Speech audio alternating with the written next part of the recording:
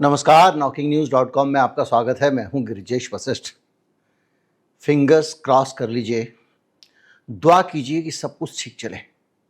मेरी, आपकी, इस देश में सबकी ज़िंदगियों में फिर से एक बार एक खतरनाक तूफान आने की तैयारी चल रही है। नोटबंदी अगर भूल गए होंगे तो हो सकता है कि उसके बाद जो हमने झेला वो आपको याद आ जाए, या फिर कोविड के बाद में जो कुछ हुआ देश के लोगों के साथ, देश की आर्थिक हालत को, हमारी नौकरियों के साथ जो हुआ, वो परिस्थितियां फिर से खड़ी हो जाएं।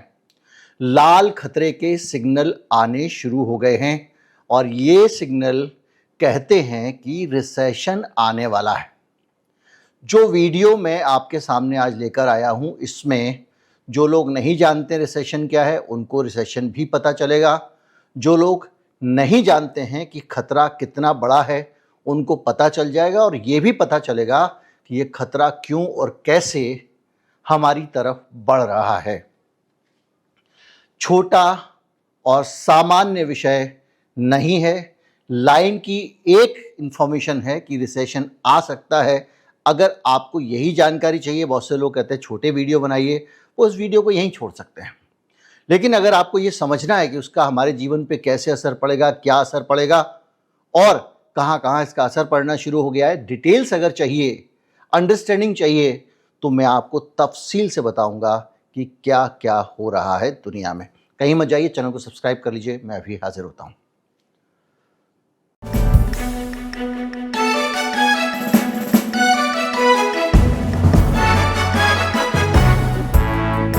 कभी कभी विषय की शिद्दत समझे बगैर उस पर आगे बढ़ने का कोई मतलब नहीं होता है।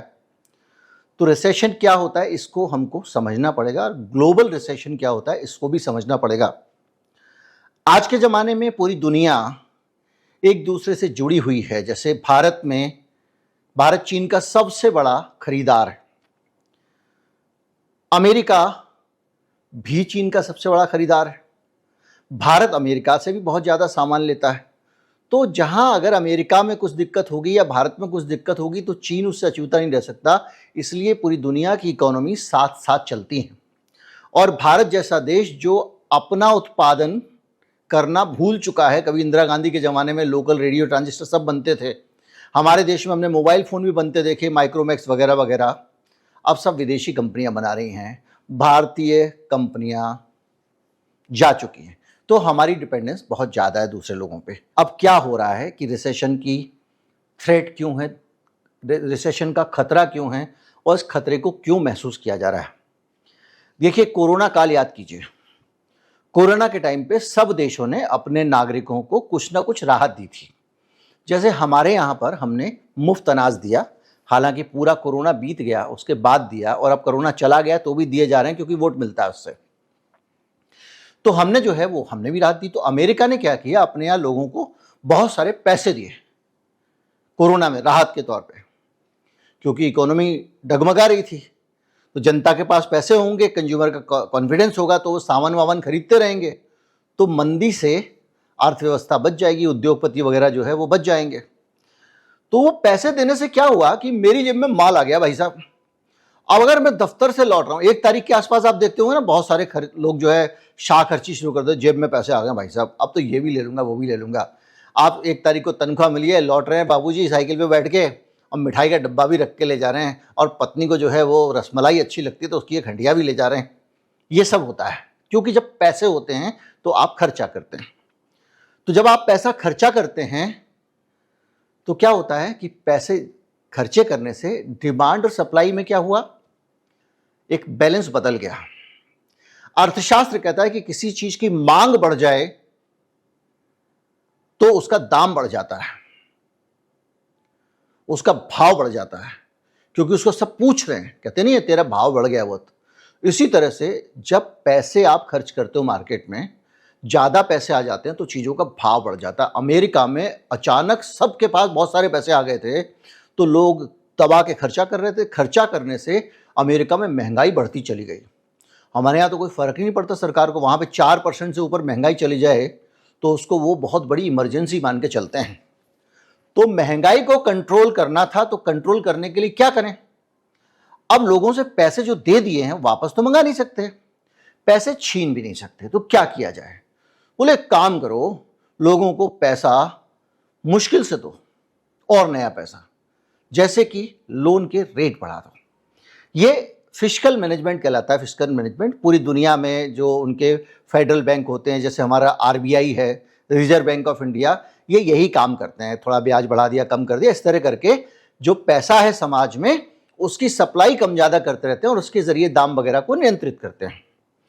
तो उन्होंने क्या किया, अपने यहाँ पे ब्याज बढ़ाना शुरू कर दिया। जिस अमेरिका में 1-2% में ब्याज मिलता था, जिसकी नकल करके भारत में हमने बहुत सारा ब्याज नीचे कर दिया था। हमारे रिटायर्ड लोग अपना घर का खर्चा नहीं चला पाते थे क्योंकि ब्याज बहुत कम मिलने लगा था, और वो तो अपने ब्याज से ही खर्चा चलाते हैं। तो ऐसी सिचुएशन में अमेरिका में कोरोना के बाद से लगातार वहाँ का फेडरल रिजर्व ब्याज बढ़ाया जा रहा है। और ब्याज बढ़ा के वो अपने यहाँ पे पैसे की सप्लाई को कम किए हुए हैं, और उसी का असर है जो वहाँ उन्होंने ब्याज बढ़ाया तो पूरी दुनिया की मजबूरी हो गई ब्याज बढ़ाएं। इसीलिए भारत में जो 3-4% ब्याज मिलता था, पैसा मिलता था, वो अब जाके 6-7% वगैरह हो गया। कई जगह पे 8.5%, एफडी में भी बहुत ज़्यादा पैसा मिल रहा है। और आप देख रहे हो बैंक अब लंबे समय की एफडी करने से डर रहा है। अगर आप कहोगे मुझे 5 साल या 10 साल के लिए एफडी करनी है, तो बैंक आपको कहेगा फिर कम ब्याज मिलेगा भाई, 3 महीने की ले लो तो ज़्यादा मिलेगा। क्यों? क्योंकि बैंक को पता है कि ये जो ब्याज बढ़ता जा रहा है, ये तब तक ही बढ़ रहा है जब तक कि अमेरिका में ब्याज बढ़ाने का मकसद पूरा नहीं होता। मसलन कि अमेरिका में महंगाई कम करने के लिए वो ब्याज बढ़ा रहे हैं, और जैसे ही मंदी आएगी, जैसे ही महंगाई नियंत्रण होगी, फेडरल रिजर्व कहेगा मेरा टास्क मैंने कंप्लीट कर लिया। तो क्या हुआ है कि अब जो वहां पर अमेरिका में लगातार फेड जो बढ़ा रहा था ब्याज, अब उसको ठहरना पड़ रहा है। उसकी बहुत निंदा आलोचना हो रही है कि भाई तुमने मरवा दिया ब्याज बढ़ा के। दिक्कत अमेरिका के साथ एक और भी है कि मार्केट में पैसा दुनिया भर से लूट के ला रहे हो, तो फेड अगर बढ़ा भी देगा ब्याज तो कितना पैसे की कमी कर लोगे। महंगा दुगने दाम में अपना तेल अमेरिका ने पूरे बेचा है यूक्रेन वॉर के दौरान पूरे यूरोप को, वो पैसा भी तो मार्केट में आ रहा है। तो आप ब्याज बढ़ा दोगे तो क्या फर्क पड़ेगा। खैर, तो इससे हुआ ये कि जब ये खबर आई तो पूरी दुनिया के स्टॉक मार्केट लड़खड़ा गए। यूरोप में, एशिया में, न्यूयॉर्क में, एशियन मार्केट, जापान का मार्केट, ये सब इस डर से लड़खड़ा गए कि अब अमेरिका में इकोनॉमिक स्लोडाउन आने वाला है, अमेरिका में अब रिसेशन आने वाला है। इस डर से इस समय सारे, आज जब आप वीडियो बन रहा है, सारे शेयर बाजार लड़खड़ाए हुए हैं, और इसके साथ साथ नौकरियां जाने भी शुरू हो गई हैं। 1,14,000 नई नौकरियां ही इस बार अमेरिका में दी जा सकी हैं, जबकि जो अनुमान था वो था 1 लाख, 2.25 लाख नौकरियां, 1,75,000, 2.25 लाख नौकरियां देने का। यानी अनएम्प्लॉयमेंट बढ़ने की रेट बढ़ गई है, यानी वहां पर बेरोजगारी शुरू हो गई है, शेयर बाजार गिरने लगा है। इसके अलावा फेडरल रिजर्व ने भी ये कहा कि वीकर देन एक्सपेक्टेड, यानी हम मार्केट को जितना मान के चल रहे थे, ब्याज बढ़ाए जा रहे थे, ये उसके मुकाबले कमजोर निकला। यानी मैंने इसको घूसा मारा भाई साहब, मैं तो सोच रहा था दांत ही टूटेंगे, इसका तो मुंह ही फूट गया, ये कह रहा है फेड। तो उसके बाद क्या हो रहा है कि इसके कारण दिक्कत हो गई है। टेक सेक्टर जो है, जो सबसे मेन सेक्टर भारत में, तो हमारे यहाँ सॉफ्टवेयर का ही एक्सपोर्ट करते हैं हम दबा के, तो टेक सेक्टर सबसे ज़्यादा खतरे में। जो हमारे टेकीज़ हैं, जो अमेरिका में रहते हैं, जो सॉफ्टवेयर इंजीनियर्स हैं, उन सबके लिए दिक्कत आनी शुरू हो गई है, क्योंकि जो इंटेल है, इंटेल पेंटियम प्रोसेसर जो बनाती है कंपनी, उस कंपनी ने 15,000 नौकरियों से लोगों को निकाल दिया है। अमेजन ने भी अपने जो बिक्री के फॉरकास्ट थे, दरअसल ये अपने अपना अनुमान लगाते हैं ना कि आने वाले साल में इतने की बिक्री हो जाएगी, उतनी हो जाएगी, उस फॉरकास्ट को अपने 10% कम कर दिया है। यानी अमेजन ने भी मान लिया है कि अब मंदी आने वाली है और हमारी बिक्री कम होने वाली है। तो ये सारी चीजें जो हो रही हैं, इसके कारण बड़ी सारी दिक्कतें शुरू हो गई हैं। 225 और यूरोप का जो भी इंडेक्स है वो भी लगातार, निकेई जो दुनिया भर के शेयर बाजारों पे असर पड़ना शुरू हुआ है, उसमें निकेई जो है जापान का, वो 225 पॉइंट गिर गया है। इसके अलावा यूरोप का मेन इंडेक्स भी तेजी से गिरा है और इसको लेकर पूरी दुनिया में चिंताएं खड़ी हो गई हैं। उधर जब यहां फेड ने अपना ब्याज खतरा दिखा तो ब्रिटेन में, यूके में बैंकों ने ब्याज कम करने शुरू कर दिए हैं। जो मैंने आपको बताया था, ये खतरा बड़ा हो गया है।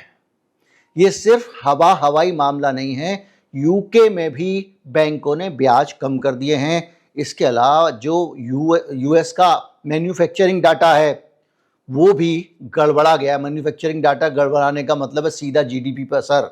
और ये जो डिक्लाइन है यानी जो गिरावट है जो वो 3.5% की दर से जून में नोटिस की गई।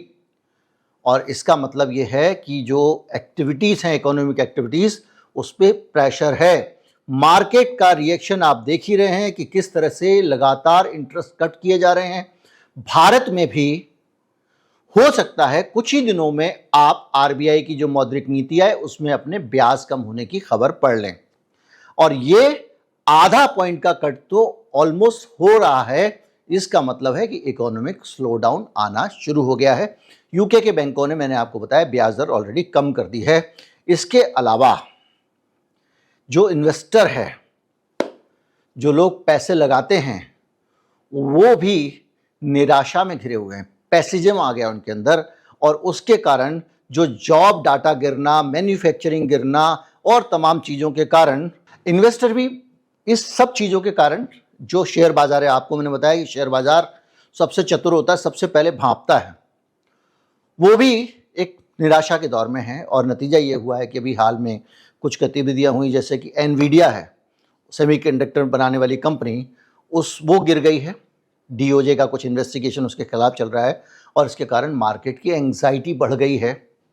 अमेरिका की एप्पल जैसी बड़ी कंपनी की अपनी अमेरिका के अंदर बिक्री गिरनी शुरू हो गई है।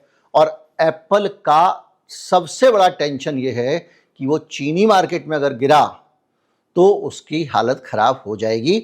और चाइनीज़ मार्केट में एप्पल को तगड़ी टक्कर मिल रही है हुआवेई से, उसी हुआवेई से जिसको अमेरिका ने प्रतिबंधित कर दिया था जासूसी के आरोपों में। आज वो हुआवेई चीन में एप्पल की हालत पतली किए हुए है। इसकी वजह से बड़ी तेजी से माहौल बदल रहा है और कुछ लोग जो सेफ हेवन असेट्स होते हैं उनकी तरफ पैसा लगा रहे हैं। स्टॉक मार्केट से निकलकर सोने वोने में पैसा लगा रहे हैं। इसका मतलब ये है, कुल मिला के ये सारी की सारी चीज़ें आपके सामने मैंने रख दी हैं। तो ये जो सीन बन रहा है, इस सीन को बनने के बाद हम अगर वापस चले जाएं उस दौर में जब मनमोहन सिंह देश के प्रधानमंत्री थे, उन्होंने इसको बड़े अच्छी से संभाल लिया था, नौकरियां जाने से बचा ली थी, जो कोविड के टाइम में मोदी जी की सरकार नहीं कर पाई थी। लेकिन अब मनमोहन सिंह नहीं है। मनमोहन सिंह नहीं होने का मतलब है कि इस समय हमारे देश की जो परिस्थितियां हैं वो परिस्थितियां कुछ अलग तरीके से डील की जानी हैं। कहीं पे भी सरकार के इस बजट में या किसी बयान में, ना आरबीआई के किसी कदम में इस चिंता को देखा जा रहा है। पूरी दुनिया घबराई हुई है, लड़खड़ाई हुई है और हम लोग कहते हैं कि 2047 तक हम विकसित देश बन जाएंगे, ये बन जाएंगे, इसी लमतरानी में हम लगे हुए हैं। कोई डाटा सपोर्ट नहीं कर रहा है, कोई चीज़ इंडिकेट नहीं कर रही है किसी भी चीज़ को। आज बाल्टी में पानी गिरा मतलब अब बहुत जल्दी हमारे देश में बांध बढ़ जाएंगे, इस टाइप का मामला है। वर्ल्ड बैंक का कहना यह है कि अमेरिका की 1/4 आमदनी लाने में भी भारत को करीब 60-70 साल लग जाएंगे। खैर, तो हम जो हैं इस समय जिस मुहाने पर खड़े हैं उसमें अगर रिसेशन आता, रिसेशन में बहुत कुछ आप फोर्स ही नहीं कर सकते हैं, तो कुछ चीज़ें पक्की हैं। जब भी इस तरह की आर्थिक गतिविधियां होती हैं, इसका फायदा सबसे पहले पूंजीपति लोग उठाना शुरू करते हैं। कैसे? मान लीजिए एक कंपनी है, कोई भी कंपनी, एबीसीडी कंपनी का नाम है, मान लीजिए एबीसीडी इंटरप्राइजेस। एबीसीडी इंटरप्राइजेस का जो इन्वेस्टर है, जिसने एबीसीडी इंटरप्राइजेस में पैसे लगाए हुए हैं, जो उसके बोर्ड का मेंबर है, वो कहेगा भाई मैंने पैसा दिया हुआ, मेरे पैसे पे तो मुझे 20% रिटर्न चाहिए, मैं नहीं जानता। तो जो उसके लोग, कंपनी चलाने वाले लोग होंगे, उनके ऊपर ये प्रेशर है कि वो 20% का रिटर्न उस मंदी की हालत में भी देनी। तो वो कहेगा मैं तो वही पैसे निकाल रहा हूँ तेरी कंपनी से शेयर बेच के, और मैं तो जो है सोना खरीद लूँगा। तो क्या करेगा वो उस खर्चे को मीट आउट करने के लिए, क्योंकि डिमांड कम हो गई है मार्केट में, बाजार में रिसेशन में डिमांड कम हो जाती है, क्योंकि दो वजह से, एक तो पैसे की उपलब्धता का चक्कर रहता है, या दूसरा सेंटीमेंट कस्टमर का गड़बड़ा जाता है। तो डिमांड कम होगी। मान लीजिए आपकी फैक्ट्री है, आप बनाते हो गैस लाइटर बनाते हो मान लीजिए, अब डिमांड कम हो जाती है तो आप एक लाइटर का आपका खराब है, बाद में खट खट करके आप जला जुलू के काम चला लो, बोले कौन खरीदे यार 100-150 रुपए का लाइटर। अब ये तो आपने तय कर लिया। अब वो जो कंपनी में बैठा हुआ आदमी है वो ये देख रहा है कि पहले मेरे 10 लाख लाइटर बिक रहे थे और अब मेरे एक हफ्ते में 7 ही लाख लाइटर बिक रहे हैं, तो जो पैसा आ रहा है वो 30% कम हो गया। लेकिन 30% पैसा अगर कम हुआ तो लाइटर की लागत में क्या क्या कम हुआ? वो जो लाइटर बनाने में लोहा खर्च कर रहा है वो कम हो गया, उसके अंदर और भी जो कुछ इक्विपमेंट लगते हैं वो भी कम हो गया मान लीजिए। लेकिन उसकी बिल्डिंग तो उतनी बड़ी है ना, उसकी फैक्ट्री का किराया तो वो दे ही रहा है ना, और उस फैक्ट्री का किराया वो देता रहेगा, तो क्या करेगा? वो कम नहीं कर सकता। ऐसा तो नहीं आधी फैक्ट्री के किस्तें कल से बैंक से कहते नहीं मिलेगी। रॉ मटेरियल में थोड़ा सा कट हुआ, लेकिन खर्चा तो 30% कम हुआ है, आमदनी तो 30% कम हुई है, तो उसको कैसे पूरा करेगा? नौकरी निकालो, आदमी ही है जिनको जब चाहो निकाल लो, तब चाहो रख लो। तो छटनी शुरू हो जाएगी, जैसे कि इंटेल में अमेरिका में हो गई है, जैसे कि माइक्रोसॉफ्ट भी लड़खड़ाया हुआ है, एप्पल का भी मैंने हाल बताया। तो वो पूरी सिचुएशन जो है, वो सिचुएशन अमेरिका से भारत आने में देर नहीं लगेगी, क्योंकि हम बड़ी संख्या में अपना माल भारत से अमेरिका भेजते हैं। और अमेरिका को भेजने का छोड़ दीजिए, जो डॉलर का रेट होता है, रुपए का रेट होता है, जैसे ही वहां पर डॉलर, अभी तक डॉलर महंगा होता जा रहा था तो रुपए को संभालने की जरूरत थी। अब अगर डॉलर सस्ता होगा तो रुपए को भी सस्ता करना पड़ेगा, वरना आपके यहां का माल जो बाहर आदमी खरीद रहा है उसको बहुत महंगा पड़ेगा, क्योंकि वो डॉलर में खरीदेगा और आपका रुपया होगा महंगा। तो आप उसको कहोगे भी जो तुम्हारे $2 में ये 3 गमले आते थे, अब $2 में 2 ही गमले आएंगे। तो वो कहेगा ठीक है, मैं दूसरे देश से खरीद लेता हूं, वहां पे मुझे 3 ही मिल रहे हैं। वो तो पूरी दुनिया के मार्केट को देख रहा है। आप क्या करोगे? आप कहोगे भैया हमारे गमले बिके इसलिए रुपए को नीचे लाओ, डॉलर के उसी अनुपात में नीचे लाओ। तो इस तरह से बहुत सारी जो चीजें हैं, आर्थिक गतिविधियां हैं, उनसे महंगाई बेतहाशा बढ़ सकती है, बेरोजगारी बढ़ सकती है, फिर से लोगों की नौकरियां जा सकती हैं, और खास तौर पे एक्सपीरियंस लोगों की नौकरियां ज्यादा जाती हैं ऐसे में, क्योंकि एक ही आदमी को नौकरी से निकाल के अब साल के 30 लाख, 20 लाख, 15 लाख जो खर्च कर रहे हो किसी के वेतन पे, वो बचा लेते हो आप। उसकी जगह 2 नए आदमी भर देते हो आप, 20,000 रुपये महीने वाले। तो इस तरह से जो है, वो जो सीनियर लोग हैं, पुराने लोग हैं, 40+ के लोग हैं, उनकी नौकरियां जानी शुरू हो जाएंगी। नौकरियां जानी शुरू होंगी तो मार्केट में और पैसा नहीं आएगा। उस आदमी का जो जोड़ा हुआ पैसा, उसको भी वो कम खर्च करेगा, वो तनख्वाह तो उसको मिल ही नहीं रही है। तो ये अपने आप में एक ऐसी नकारात्मक स्थिति है रिसेशन, जिसमें कोई भी देश नीचे जाता चला जाता है। उम्मीद करता हूं पूरा विषय आप समझ गए होंगे। शुरू में थोड़ा सा आपको स्लो लगा होगा, लेकिन ये जानकारी भी आपके लिए जरूरी थी, तभी आपको बाकी बातें समझ में आती। साझा करिए, दोस्तों को पहुंचाइए, और 2 काम कर दीजिए, लाइक और सब्सक्राइब कर दीजिए, या लाइक और शेयर कर दीजिए, शेयर और सब्सक्राइब कर दीजिए, कोई भी एक काम कर दीजिए मेंबरशिप में। मतलब कुल मिला के 2 काम कर रहे हैं, तभी ये चैनल आगे बढ़ेगा। नमस्कार, जय हिंद।